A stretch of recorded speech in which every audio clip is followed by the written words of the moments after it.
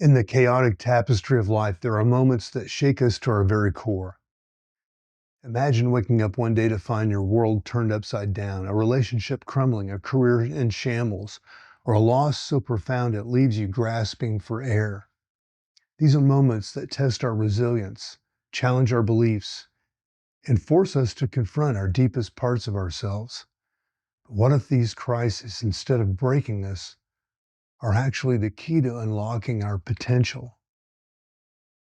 I'm Mark Roach. Welcome to Transcendent, my YouTube channel about a perspective formed from a journey around the world, through life, crossing a wide spectrum of human experience from high to low, as most people in American society define them. This channel is all about inspiring common people to find their power. Carl Jung, one of the most influential figures in the field of psychology, believed that crisis plays a crucial role in understanding life and in our personal growth and transformation. For Jung, these challenging moments weren't just random accidents or failures, but opportunities to access deep truths about ourselves. He saw crisis as mirrors, reflecting aspects of our psyche that we've long ignored or avoided. Think about it. When everything is going smoothly, it's easy to cruise through life on autopilot. But when that ground beneath your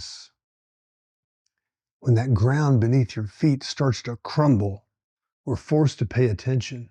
Suddenly, we can't ignore the nagging doubt, the unfulfilled desire, or parts of ourselves that we've been trying to hide. It's these moments of vulnerability that we have the chance to truly see ourselves. Jung called this process individuation, the journey of becoming whole by integrating both the conscious and unconscious sides of ourselves. It's a bit like putting together a puzzle where each crisis reveals a new piece that we didn't even know was missing. The result, more complete, authentic version of ourselves. But let's be real. Going through a crisis is no walk in the park. It's messy, it's painful, and it often feels like we're losing everything all at once that we once held dear. So why should we embrace these difficult moments instead of running from them? Well, Jung believed that chaos is necessary as a precursor to order.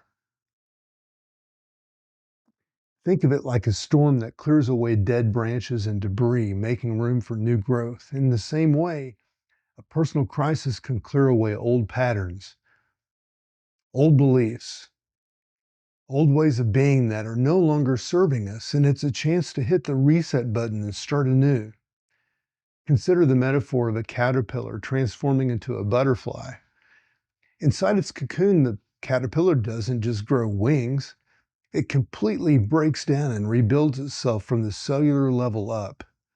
From the outside, it might look nothing like nothing is happening, but inside, a profound transformation is taking place. Our personal crisis can serve as our own cocoon, giving us space and catalyst that we need to transform. Now, you might be thinking that's all well and good, but how do I actually use a crisis for growth instead of just suffering through it? Well, good question. The key, according to Jung, lies in paying attention to our unconscious mind. During these times of crisis, our unconscious tends to speak up louder than usual. It communicates through dreams, sudden insights, or even physical symptoms. These are like messages from our deeper self trying to guide us towards wholeness.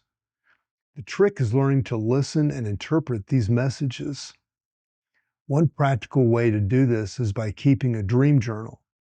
When you're going through a tough time, write down your dreams as soon as you wake up. Look for recurring themes or symbols. Maybe you keep dreaming about being lost in a maze. This could represent your feelings of confusion and the need to find a new direction. Or perhaps you dream of flying, which might symbolize your desire for freedom and new perspectives. Another powerful tool is active imagination, a technique that Jung developed. Set aside some quiet time each day to let your mind wander. Pay attention to the images, the thoughts, and the feelings that arise. Don't judge them or don't try to control them. Just observe. Over time, you might start to notice patterns or receive insights that can help guide you through your crisis. Jung also emphasized the importance of confronting our shadow, the parts of ourselves that we try to hide or deny. During a crisis, these shadow aspects often come to the surface. Maybe you find yourself feeling intensely angry, jealous, or afraid. Instead of pushing these feelings away, try to explore them with curiosity.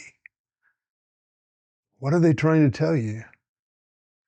What needs or desires are they pointing to? For example, if you're going through a breakup and you find yourself consumed with jealousy, that emotion might be highlighting your deep desire for connection and fear of abandonment. By acknowledging and working with these shadow aspects, you can integrate them into your conscious self, becoming more whole and authentic in the process. It's important to note that this work is not easy. It takes courage to face our inner demons and to sit with the discomfort of transformation. That's why having support through a crisis is so crucial. This could be in the form of a therapist, a trusted friend, or a supportive community. Sometimes just knowing we're not alone in our struggles can make all the difference. Jung also believed that spirituality could play a significant role in helping us navigate crises.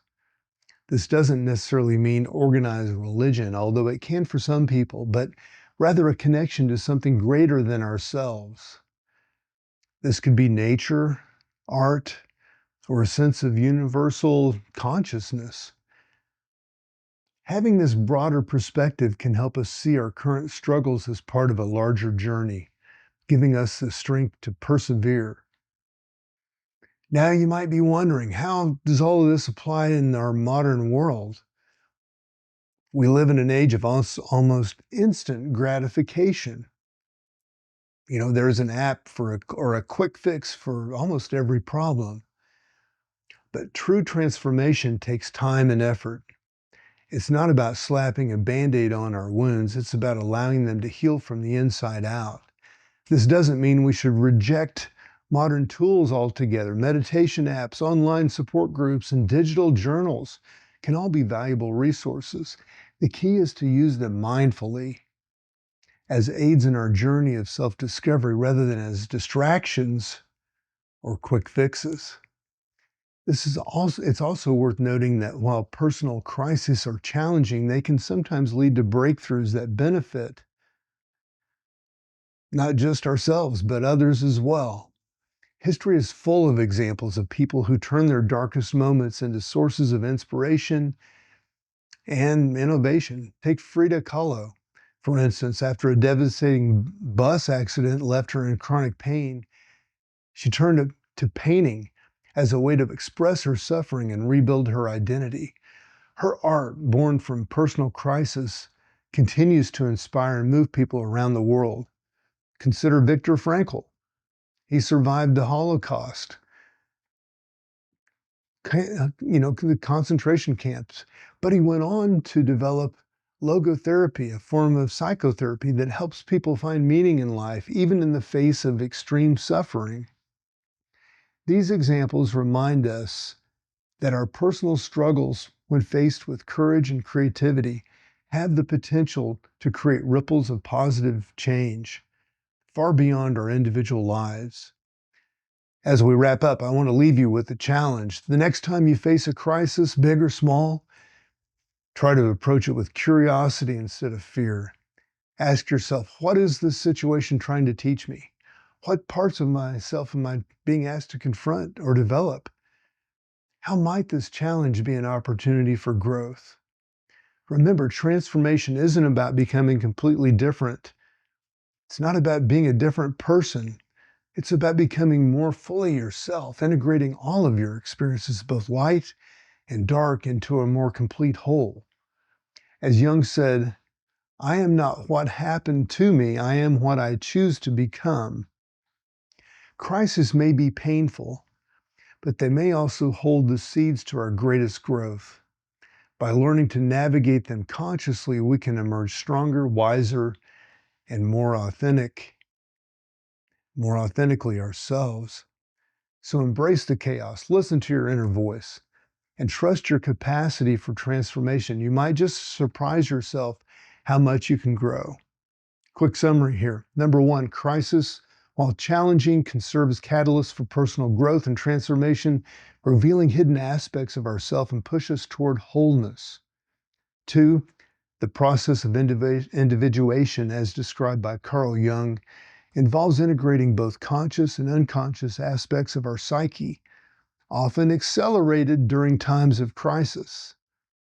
Three, keeping a dream journal, practicing active imagination, and confronting our shadow self are practical tools for navigating crisis and fostering personal growth. Four, spirituality, whether through organized religion or a personal connection to something greater, can provide perspective and strength during difficult times.